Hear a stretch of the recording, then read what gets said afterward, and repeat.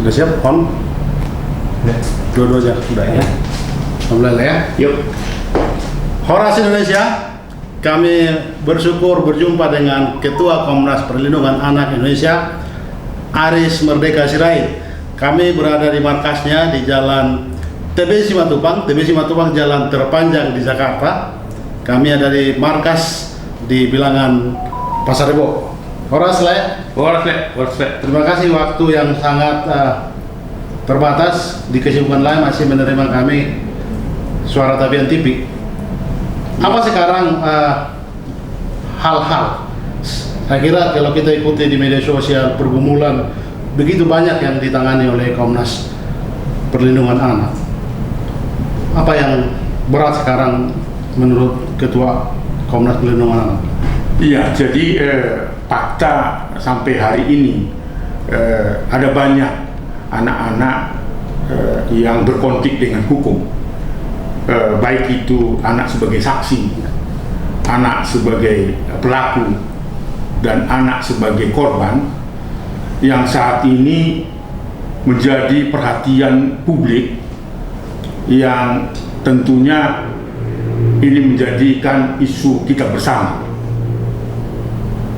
Begitu banyak anak-anak yang terlibat di dalam konflik hukum, namun formulasi untuk menyelesaikan masalah ini kita belum menemukan yang terbaik.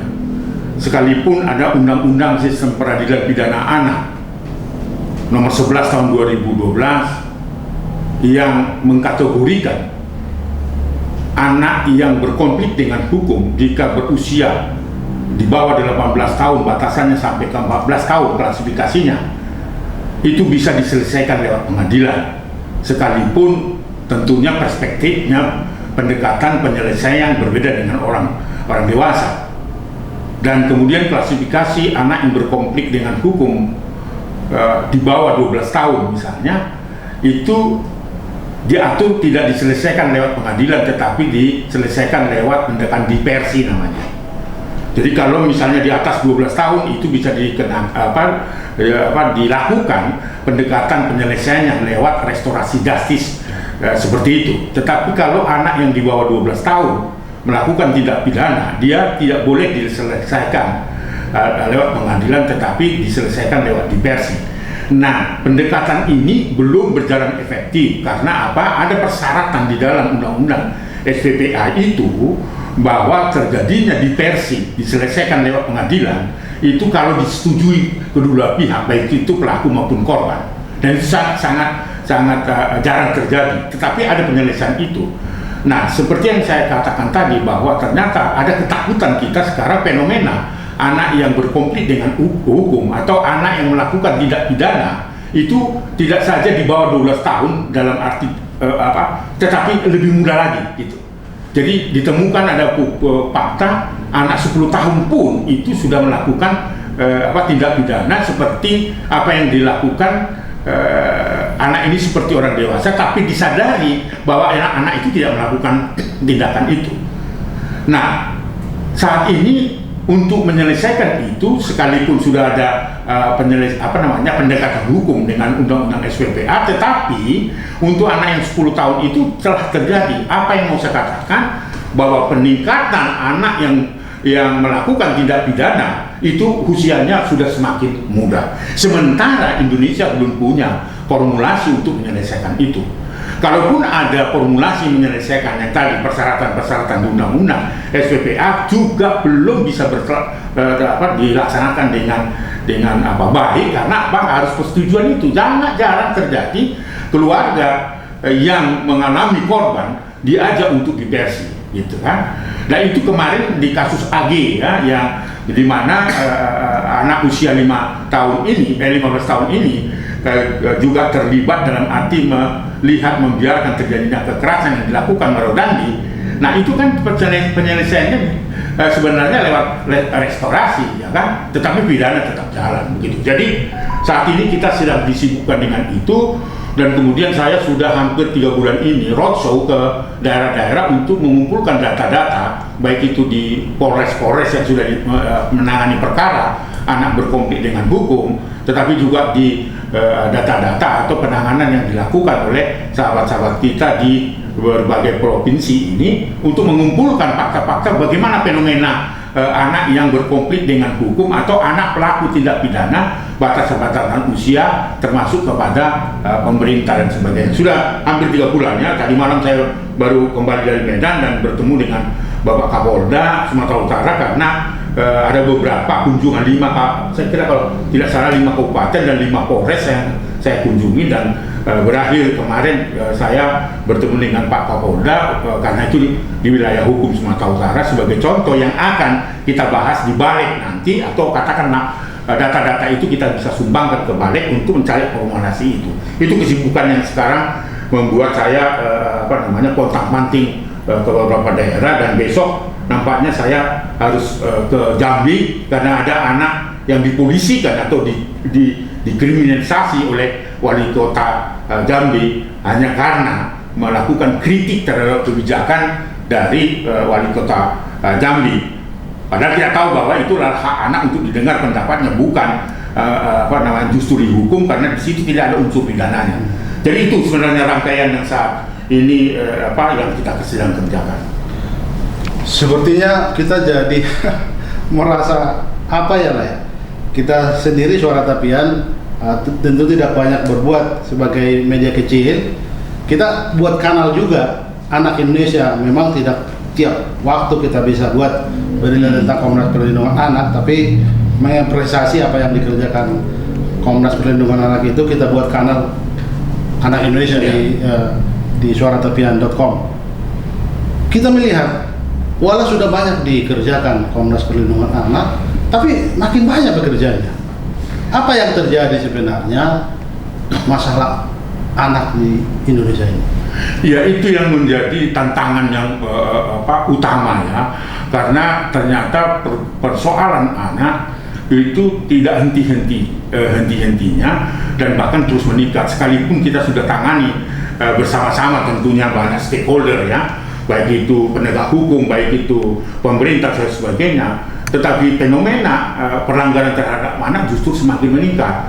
Saya nggak tahu apa yang terjadi, itulah yang maka saya ingin terus roadshow ke daerah-daerah untuk betul-betul mengetahui fakta-fakta sesungguhnya, apa penyebab dan apa faktor anak-anak ini justru melakukan tindak pidana seperti orang dewasa. Ada apa? Nah, inilah yang kita ingin cari. Datanya sudah ada, tetapi formulasi untuk menangani perkara itu belum kita temukan ya. Saya nggak tahu kalau ada orang sudah bisa menemukan formulasi menangani anak-anak yang berkonflik dengan hukum atau anak melakukan tindak pidana dengan usia di bawah 12 tahun. Sekalipun SPPA sudah ada, tapi itu belum bisa digunakan sebagai formulasi menyelesaikan masalah itu, karena itu tadi harus ada kesepakatan, ada persetujuan antara pelaku dan korban. Nah, sementara anak-anak yang melakukan tindak pidana seperti itu bukan di dalam kesadarannya. Ketika kita interview ya, ketika anak itu bertemu dengan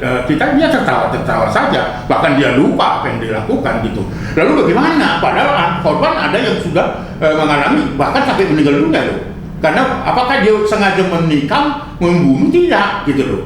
Tetapi ketika dia main-main dan sebagainya, tertusuk gitu kan.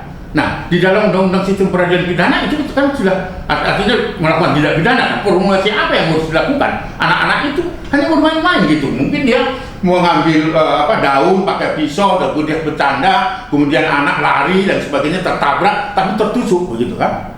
Atau dengan bermain-main karena dia mengimitasi apa yang dia lihat di televisi atau dia lihat di YouTube dan sebagainya. Dia coba-coba, dia bermaksud dia tidak membunuh tapi bermain-main tapi tertusuk misalnya. Nah, formasi apa yang kita gunakan terhadap ini? Karena dalam sistem peradilan pidana itu sudah di dalam kategori itu.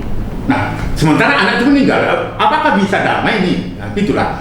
Nah, tetapi ini tentu harus dibangun kesadaran ya, bahwa itu bisa diselesaikan bagaimana kita menggunakan perspektifnya adalah perlindungan anak itu. Di poin perlindungan anak ini, saya teringat 3 tahun lalu sebelum pandemi saya wawancara Lae, bagaimana Lae mengungkap fakta data di kawasan Danau Toba. Tapi sesungguhnya kan bukan hanya kawasan Danau Toba kurang melindungi anak-anaknya. Soal perlindungan anak, saya masih ingat Lae begitu berjuang dengan Komnas Perlindungan Anak agar hukum kebiri itu dilakukan, termasuk orang dewasa yang melakukan pelecehan seksual ke anak-anak. Tapi banyak kontroversi waktu itu karena sisi kontroversinya, kalau di kebiri manusia itu kan punya hasrat nafsu biologisnya, kalau itu hilang dia tidak lagi manusia utuh begitu. Tapi apapun itu kemudian pemerintah kan terima juga di kebiri. Tapi sepertinya itu pun dilakukan tidak menyelesaikan persoalan anak di Indonesia. Iya, jadi ini memang fakta ya. Jadi bahkan ada satu keputusan di Pengadilan Negeri Bandung terhadap seorang ustadz yang melakukan kejahatan seksual terhadap 13 santrinya sampai hamil dan sebagainya di pengadilan tingkat pertama, di mana JPU menuntut hukuman mati, tetapi tidak dikabulkan di Pengadilan Negeri di Bandung atau Jawa Barat. Ya. Itu tidak memenuhi tuntutan JPU dan hanya dikenakan hukuman seumur hidup. Nah, kemudian Kajati dalam hal itu yang memimpin JPU itu dia menaik banding ke pengadilan tinggi. Nah, di pengadilan tinggi justru dihukum mati gitu loh. Nah, sampai seperti itu. Nah, tetapi ternyata itu tidak menjadi efek jerak. Nah, sampai hari ini saya sedang menangani lebih dari 13 kasus yang ada di Pompes yang berlandaskan agama dan sebagainya, melakukan tindakan yang sama. Padahal dia tahu bahwa itu adalah hukuman mati gitu. Itu artinya apa? Hukuman mati juga ternyata tidak menyelesaikan masalah itu. Nah, saya terus belajar ke Sumatera Utara, khususnya di Toba gitu ya. Banyak kasus-kasus kejahatan seksual dalam bentuk insest dan sebagainya, dan dilakukan berulang-ulang. Bahkan itu dilakukan oleh orang terdekat, bukan hanya sekedar orang tua atau ayah kandung biologis, tetapi ada tulangnya, ada opungnya, ada itonya, ada amang borunya. Itu terjadi di yang menjadi miris hati kita di Toba. Tetapi dengan hukuman 12 tahun, 20 tahun yang ada putusan di pengadilan negeri di sana, tetapi juga masih terjadi kemarin juga misalnya ada penarik beca melakukan kejahatan seksual pada putrinya umur 3 tahun misalnya kan. Nah, ternyata memang ini justru sebenarnya persoalannya seperti fenomena gunung es.